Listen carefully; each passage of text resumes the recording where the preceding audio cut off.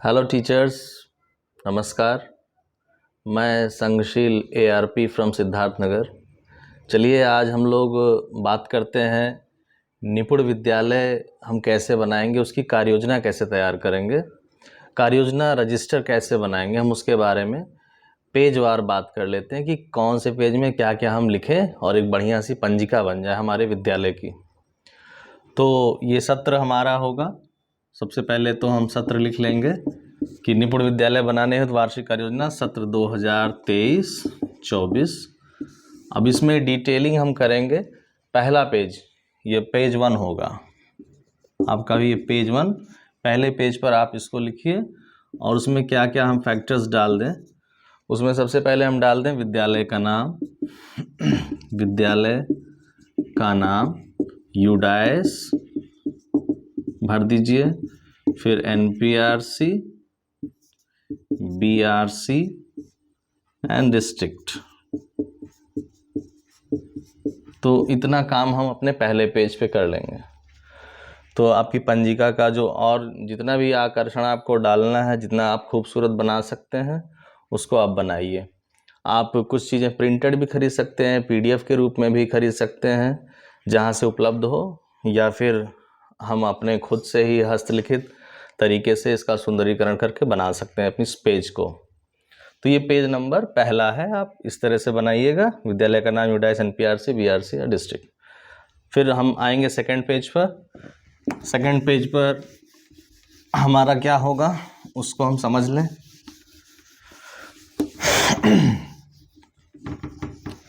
Second page पर हम बनाएंगे पेज 2 पर अध्यापक विवरण। पेज 2 जो होगा हमारा, उसमें हमारा होगा अध्यापक विवरण। टीचर्स, हमारे शिक्षकों का जो भी विवरण है उसको बनाएंगे। उसमें क्या क्या हम लिखें, पहले हम लिख दें हमारे टीचर्स की योग्यता क्या है, दूसरा हम लिख दें मानव संपदा ID क्या है, और तीसरा हम लिख दें मोबाइल नंबर। मेरे ख्याल से इतना विवरण बहुत है हमारे विद्यालय के हर एक टीचर्स के लिए। तो आप दूसरे पेज में अध्यापक विवरण लिख लीजिए। फिर हम बढ़ेंगे आगे, तीसरा पेज। और ये वीडियो देखते रहिए, इसमें हम तमाम सारे इमेजेस भी डाल देंगे, PDF पेजेस भी डाल देंगे, जिससे आपको समझ में आ जाए कि हाँ ये काम किया जाए तो एक बेहतर पंजिका हमारे विद्यालय के लिए बन जाएगी, वार्षिक कार्य योजना। फिर हम आ जाएं पेज 3 पर। पेज 3 पर क्या लिखें हम, अगले पन्ने पे हम अपने रजिस्टर में लिखेंगे NEP 2020। इसके बारे में एक पेज हम लिख देंगे। जो हमारी राष्ट्रीय शिक्षा नीति है, राष्ट्रीय शिक्षा नीति 2020 जो अब लागू हो गई है, वर्षगांठ भी हम लोग मना रहे हैं तीसरा आज, उसके बारे में हम लिखेंगे। एक पेज ये आपका हो जाएगा, ये पेज नंबर होगा 3। पेज नंबर 3 के बाद हम पहुंचेंगे पेज नंबर 4 पर। पेज नंबर 4 पर कौन सा विवरण हम लिख दें, हम लिख देंगे निपुण भारत मिशन के बारे में। इसका क्या अभिप्राय है, क्या इसके उद्देश्य हैं, आप इसमें डिटेलिंग करके एक पेज में हम निपुण भारत मिशन के बारे में लिख देंगे। तो ये हो जाएगा हमारा पेज नंबर 4। फिर इसके बाद हम आगे बढ़ेंगे पेज नंबर 5 पे। पेज नंबर 5 पे क्या लिखें, पेज नंबर 5वां जो होगा। और एक चीज़ हम लोग ऐसा करेंगे कि पंजिका में एक पेज जरूर रफली छोड़ा करेंगे सादा, ताकि कोई अन्य विवरण अगर मिलता है या डेकोरेशन हमें करना है, कुछ चित्र उसमें डालने हैं, तो हम उसके लिए काम करते रहेंगे। फिर हम पेज नंबर 5 में करेंगे शिक्षकों के मध्य कार्य विभाजन। शिक्षकों के मध्य कार्य विभाजन हम लिख लेंगे कि कौन कौन से काम हमें करने हैं, कार्य आवंटन क्या क्या कर रहे हैं, सबको आवंटित कर दिया जाए काम। क्योंकि हम लोग को पता है अभी शिक्षकों की भी कमी है हमारे विद्यालय में, तो कैसे कार्य विभाजन करना है, कार्य आवंटन हम लोग मिल करके टीम भावना के साथ इसको आवंटित कर लेंगे। तो कार्य विभाजन हो जाएगा। अब इसमें पुस्तकालय कौन चलाएगा, आप पुस्तकालय का इसमें लिख सकते हैं, किसी एक टीचर को प्रार्थना सभा के लिए लिख सकते हैं, बारी बारी हम लोग डे वाइज भी इसको चला सकते हैं। ये सारी चीज़ें हम एक पेज पर लिख लेंगे। शिक्षकों के मध्य कार्य विभाजन व कार्य आवंटन, ये काम हो जाएगा। फिर अगले पेज पर हम पेज नंबर 6, उस पर क्या होगा, 6वें पेज पे हम लिखेंगे छात्र विवरण, छात्रों के बारे में छात्र विवरण। अब इसमें हम छात्रांकन जितना है नामांकन पूरा डाल देंगे। अब वो नामांकन कैसे हम डालें, नामांकन में सबसे पहले तो हमारा बालक बालिका हो, और उसमें से एक दिव्यांग बालिका का भी, दिव्यांग बच्चों का भी एक कॉलम आप बना सकते हैं, दिव्यांग का कॉलम आप बना लीजिए, तो इससे ये हो जाएगा। और पंजिका सबसे खासियत ये है कि आप जो भी विवरण, हमारे सुपरविज़न में कोई जाता है, कोई भी मेंटर्स जाते हैं, आप एक यही निपुण कार्य योजना रजिस्टर उठाइए और सारे विवरण आप यहीं से दे दीजिए उनको। आपको भी परेशानी नहीं होगी, किसी को भी नहीं परेशानी होगी, मेंटर्स को भी, तो ये काम आसान कर देगा। तो नामांकन में बालक बालिका डाल दीजिए, दिव्यांग भी बच्चे डाल दीजिए, और ये होना चाहिए कक्षावार हो जाए, और जातिगत भी आप डाल दीजिए कि कितने बच्चे हमारे जनरल के हैं, कितने बच्चे ओबीसी हैं, एससी हैं, एसटी हैं और माइनॉरिटीज़ हैं। तो ये सारे विवरण हम एक पेज पर ले आएंगे, छात्र विवरण नामांकन। ये हो जाएगा हमारा पेज नंबर 6 पर। फिर आगे हम बढ़ें, अगला पन्ना क्या करें, अगले पन्ने में हम पेज नंबर जो 7 है, और पानी डालें उसमें जो भी, ताकि पेड़ पौधे सूखने न पाएँ। और इनके साथ अनेक सदस्यगण भी रख दीजिए बच्चों में, एक बढ़िया सा कमेटी वो बना ले 5 बच्चों का। और प्रार्थना सभा के लिए आप बना लीजिए, कम से कम 2 टीम बना लीजिए प्रार्थना सभा के लिए, जूनियर या सीनियर करके बना लिया जाए टीम, और इसमें कम से कम 7 बच्चे हों, ताकि 1-2 बच्चे एब्सेंट हो जाएं तो भी अच्छे से प्रार्थना हमारी डिलीवर हो सके हमारे विद्यालय में। तो 7वें पेज पे आप बाल सभा का गठन कर लीजिए। फिर आ जाइए, अगला हम क्या लिखें, पंजिका पर कौन सी चीज़ लिखी जाए जो हमारे लिए इम्पोर्टेंट भी हो, अच्छा भी हो। वो है पेज नंबर 8 पे प्रभावी शिक्षण हेतु आवश्यक शिक्षण सामग्री। प्रभावी शिक्षण, हमारे विद्यालय में जो प्रभावी शिक्षण होगी उसके लिए क्या क्या ज़रूरत है, हम उसके बारे में थोड़ी सी डिटेलिंग कर लेंगे। तो प्रभावी शिक्षण बनाने के लिए हमारे पास सबसे पहला काम है कि हमें नियमित शिक्षक डायरी भरना। शिक्षक डायरी के बारे में विवरण लिख लेंगे। संदर्शिका जो हमारे प्राइमरी लेवल के लिए मिली है उसके बारे में लिख लेंगे। जो बाल वाटिका में हमारे स्कूल रेडीनेस है, स्कूल रेडीनेस कार्यक्रम प्लस क्लास 1 to 3, ये हमारी संदर्शिका के बारे में लिख लेंगे। फिर निर्देशिका के बारे में लिख लेंगे जो हमारे भाषा गणित के लिए मिली है फॉर क्लास 4 and 5। हाँ, किसके लिए मिली है, भाषा और गणित के लिए।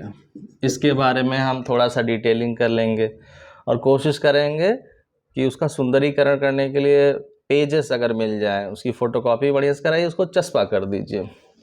नहीं तो अगर हम अच्छा लिख सकते हैं तो उसको ज़रूर लिखें। तो शिक्षक डायरी, संदर्शिका, निर्देशिका बड़े क्लास के लिए, कक्षा 6 से 8 के लिए हम लोग शिक्षण योजना रजिस्टर भी बनाएंगे। शिक्षण योजना रजिस्टर, अभी शिक्षण योजना क्या होता है इसके बारे में हम डिटेलिंग कर लेंगे। इस सारे 1 से 2 पेज में हम प्रभावी शिक्षण कैसे हो हमारे विद्यालय में, इसके बारे में लिख लेंगे। प्रभावी शिक्षण के लिए और कुछ आइटम्स होते हैं, उसमें क्या है जो मिले हैं हम लोग को, वो है गणित किट, बड़े क्लास के लिए विज्ञान किट, और तमाम सारे TLMs चार्ट्स जो हमारे विद्यालय में है। तो इन सब के बारे में हम 4-4, 5-5 पंक्तियां अगर लिख लेंगे तो अच्छा लगेगा। अगला हमारा ये पेज नंबर 8 हो गया, प्रभावी शिक्षण के लिए क्या क्या टूल्स हमें मिलेंगे, करेंगे, क्या क्या क्रियान्वयन करना है। अगला पेज हमारा आएगा, अगला पेज नंबर 9, उस पर हम क्या अंकित करें, पेज नंबर 9 पे हम डाल दें निपुण लक्ष्य प्राप्ति हेतु कक्षा कक्ष संचालन की रूपरेखा।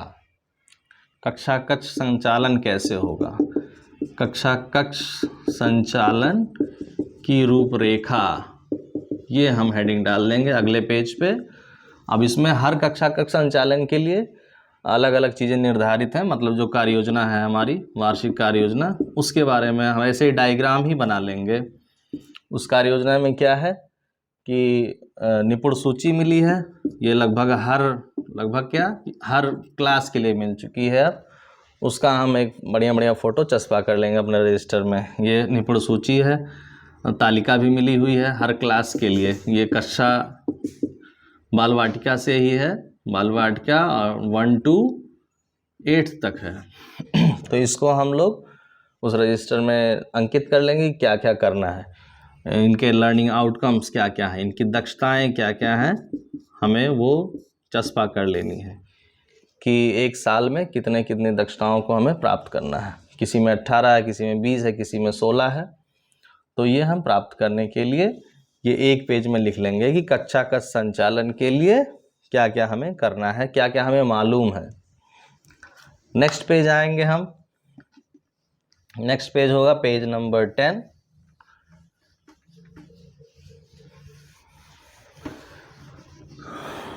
पेज नंबर 10 पे हमें करना है